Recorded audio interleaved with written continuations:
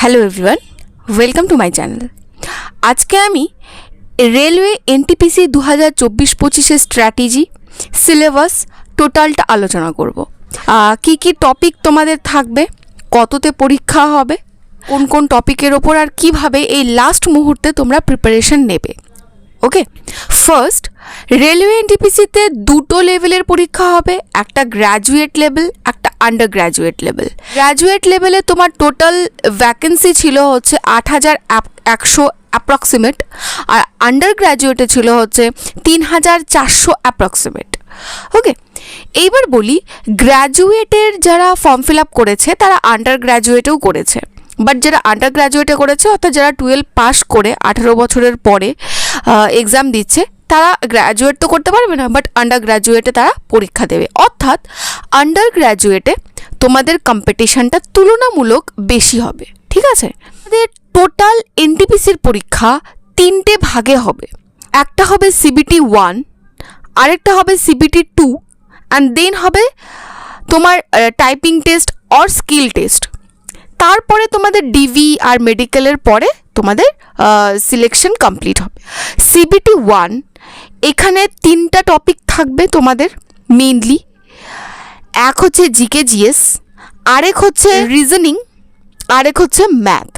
তোমরা যারা ইংলিশে উইক তাদের জন্য এনটিপিসিতে ব্যাপক তাদের অপরচুনিটি আছে, কারণ এনটিপিসিতে ইংলিশ থাকে না। সিবিটি 1 হোক আর সিবিটি 2, সিবিটি 1 কোয়ালিফাই করলে সিবিটি 2 পরীক্ষা দিতে পারবে, যেখানেও সেম এই 3টাই টপিক হবে, যেটা হচ্ছে GK GS, math and reasoning, 3টে।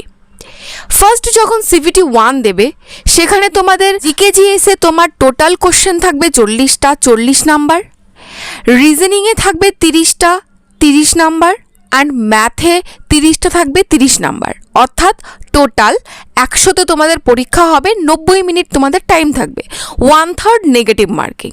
ঠিক আছে, সিবিটি 1।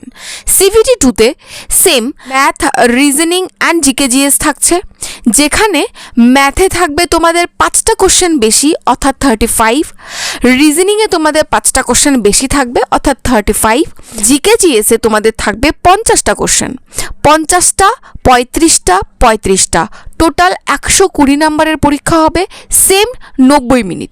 তোমরা বুঝতেই পারছো সিবিটি 1-এ তোমাদের যে পরিমাণ প্রেশার থাকবে এক্সাম হলে, সিবিটি 2-তে তার থেকে বেশি থাকবে, কারণ তুমি সেম টাইমের মধ্যে 120 নাম্বারে এক্সাম দিচ্ছ।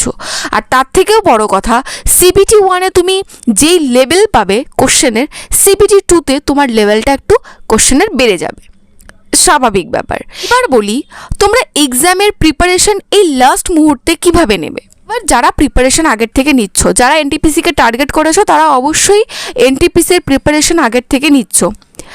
এনটিপিসির যে তোমরা প্রিপারেশন নিয়েছো সেখানে আমি আশা করব যে তোমরা থিওরিকে ভালো করে করেছো। এবার যদি কেউ এরকম থাকো যে তোমরা এসএসসির জন্য পড়েছিলে এতদিন, বাট এনটিপিসিতে এত গুরুত্ব দাওনি, তবে এই লাস্ট 40 দিনের মতো যে আছে, ধরে নাও 40 দিন, এই 40টা দিন তোমরা সময় নষ্ট না করে এই 40টা দিনকে কাজে লাগাও। তোমাদের সিলেবাসে শুধুমাত্র ইংলিশটা বাদ যাবে, বাকি তোমরা যা যা পড়ছো এসএসসির জন্য সেম পরিমাণ জিনিসই তোমাদের এনটিপিসিতে থাকবে। তো প্রত্যেকের জন্য, যারা বিগিনার বা যারা তোমরা অ্যাডভান্স লেভেলে যারা পড়াশুনো করছো, তাদের জন্য এই লাস্ট মুহূর্তে প্রিপারেশন কীরকমভাবে নেওয়া উচিত। নাম্বার পয়েন্ট, সময়টাকে, সারাদিনের যে সময়টা সেটাকে 3টা ভাগে ভাগ করে নাও। 3টা ভাগে মনে করো, সকাল, বিকেল আর সন্ধ্যা, এই 3টা ভাগে ভাগ করে নিলে ফার্স্ট যা যা তোমরা পড়েছো, যা যা নোট করেছো থিওরিটা, সেই থিওরির খাতাটা, যে নোট খাতাটা, সেটাকে রিভিশনের জন্য একটা টাইম রাখবে, ফার্স্ট রিভিশনের জন্য। সেকেন্ড, তোমরা যা রিভিশন করলে, তুমি যদি যেই চ্যাপ্টারটাকে রিভিশন করলে সেই চ্যাপ্টারটা ইউটিউবে গিয়ে ওটাকে প্র্যাকটিস করো, 2x স্পিডে ওটাকে রিভিশন করো, কোনো ইউটিউব চ্যানেল দেখে। রিভিশনের মাধ্যমে কি হবে, সেটা আরও পোক্তা হবে, আর যা যা তোমার হয়নি সেখান থেকে তুমি জেনে যাবে এক্সট্রা জিনিসগুলো। 2 নাম্বার গেল। 3 নাম্বার, মক দাও, মক টেস্ট। এই লাস্ট মুহূর্তে মক টেস্ট কিন্তু খুব ইম্পর্ট্যান্ট। ওকে, করো সকালবেলা তুমি তোমার যা নোট আছে সেগুলোকে তুমি রিভাইজ করবে। তোমার হাতে আছে 3টে সাবজেক্ট, সকালবেলা তুমি মনে করো 1 ঘন্টা টাইম তোমার ম্যাথকে দেবে, 1 ঘন্টা টাইম তুমি দেবে তোমার রিজনিংকে। যখন তুমি ম্যাথ প্র্যাকটিস করবে, যে কোনো একটা চ্যাপ্টার তুমি প্র্যাকটিস করলে, তোমার যেটা মনে হয় যে এই চ্যাপ্টারটা তোমার কম হয়ে আছে এই মুহূর্তে, তুমি ফার্স্ট কী করলে, সেই চ্যাপ্টারটার উপরে জোর দিলে। 1 ঘন্টা তুমি 1 বা 2 ঘন্টা তুমি ম্যাথকে দিলে, দেওয়ার পরে তুমি তারপরে কি করবে, কিছুক্ষণ ব্রেক নিয়ে তুমি 1-2 ঘন্টা তুমি কি দিলে, রিজনিংয়ের একটা চ্যাপ্টারের ওপর তুমি কাজ করলে। এইবার তুমি জিকে জিএস ধরলে। নেক্সট জিকে জিএসে তুমি যে কোনো একটা চ্যাপ্টার তুমি করলে। যখন তুমি 3টা টোটাল সাবজেক্টের 3টা চ্যাপ্টার করলে, মনে করো সকালবেলা তোমার রিভিশন কমপ্লিট হলো। বিকেলবেলা তুমি কি করবে, মক দেবে। তুমি ফুল মক দিতে পারো, তোমার যেরকম সুবিধা। ফুল মক তুমি মনে করো একটা দিলে, ফুল মক দেওয়ার পর সেটাকে অ্যানালিসিস করলে। দেন তুমি কি করবে, সন্ধ্যাবেলা মানে রাত্রেবেলা তুমি যতগুলো তুমি সকালবেলা পড়লে ম্যাথ, রিজনিং, জিকে জিএসে যেই চ্যাপ্টারগুলো পড়লে, রাত্রেবেলা সেই চ্যাপ্টারগুলোর প্র্যাকটিস সেট করবে। ইউটিউব থেকে তুমি ফ্রিতে প্র্যাকটিস সেট পেয়ে যাবে, সার্চ করবে ইউটিউবে গিয়ে, সেই চ্যাপ্টারগুলোর রাত্রেবেলা রিভিশন তোমার রাত্রেবেলা হয়ে যাবে। রিভিশন হলে কি হবে, তুমি যেই কোশ্চেনগুলো তোমার ছেড়ে গেছে, তোমার হয়নি ওই মুহূর্তে রিভিশনের সময়, সেই কোশ্চেনগুলো তোমার সেই মুহূর্তে হয়ে যাবে। ঠিক আছে? মক টেস্ট শুধুমাত্র দিয়ে দিলাম এরকম কিন্তু করবে না। মক টেস্টের মেইন কাজ হচ্ছে অ্যানালিসিস করা, নিজেকে বেটার করা। ওকে, মক যখন তুমি দেবে, তোমার যা কোশ্চেন হবে না ওইসবকে ছেড়ে দিয়ে ক্লোজ করবে না। এই কোশ্চেনটা হলো না, সেই কোশ্চেনটাকে প্রপার অ্যানালিসিস করো। একটা ডায়েরি নাও বা একটা খাতা নাও, সেই কোশ্চেনটাকে লেখো, ডিটেলসে সেই কোশ্চেনের অ্যান্সারটাকে শেখো, শিখে খাতায় টোকার পরে তুমি যা খাতার মধ্যে টুকলে, যেগুলো তোমার হয়নি, সেগুলোকে মাল্টিপল টাইম রিভিশন দাও। তোমার 2টো কোশ্চেন বা 3টে কোশ্চেন বা 5টা কোশ্চেন মনে করো হয়নি, তুমি ভুল করেছো, ওই 5টা কোশ্চেনের মধ্যে তুমি খাতায় লিখলে, ওই 5টা কোশ্চেনকে তুমি রিভিশন করো।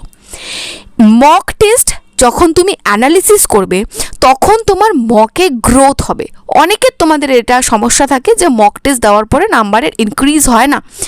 নাম্বার ইনক্রিজ তখন হবে যখন তুমি মকের উপরে কি করবে, অ্যানালিসিস করবে। সো মকের উপরে অ্যানালিসিস করা মোস্ট ইম্পর্ট্যান্ট। শেষ টাইমে যারা তোমরা প্রিপারেশন নিচ্ছ এনটিপিসির জন্য, বা যারা নিচ্ছও না তারাও, তোমরা তো এসএসসির জন্য বা যে কোনো পরীক্ষার জন্য পড়ছো, মেনলি আমি যারা এসএসসি পড়ছো তাদেরকে ধরেই বলছি, তোমরা ইংলিশটা বাদে তোমাদের math, reasoning and GK GS তোমরা যেইভাবে থিওরিটাকে পড়েছো, সেই থিওরিটার উপর বেস করে তোমরা মক দাও। তোমরা যদি এখন থেকে এনটিপিসির প্রিপারেশন নাও, বা যারা প্রিপারেশন অলরেডি নিচ্ছ, তোমাদের এখন যদি ম্যাক্সিমাম টাইমটা এনটিপিসির জন্য কাজে লাগাও, আমার যতদূর মনে হয় যে এনটিপিসিতে তোমাদের কম্পিটিশন লেভেলটা যতটুকুই হোক তোমরা এগিয়ে থাকবে।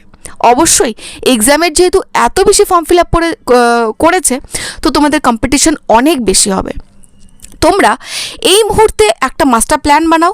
তোমরা আমি যেটা বললাম যে 3টা ভাগের সময়কে ভাগ করে নিয়ে এই 3 জায়গায় তোমরা দিতে পারো, এইভাবে করে খাতায় নোট করে তোমাদের রুটিন বানিয়ে এই 40টা দিনকে কাজে লাগাতে পারো।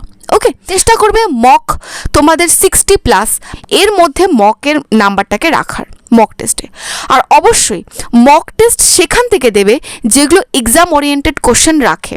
এরপরে যদি এনটিপিসি নিয়ে তোমাদের কোনো ডাউট থাকে বা তোমাদের কোনো রকম কোশ্চেন থাকে, অবশ্যই কমেন্টে জানাবে, আমি সেটা সলভ করার পুরোপুরি চেষ্টা করব। ভিডিওটা যদি ভালো লাগে চ্যানেলটাকে সাবস্ক্রাইব করে দিও।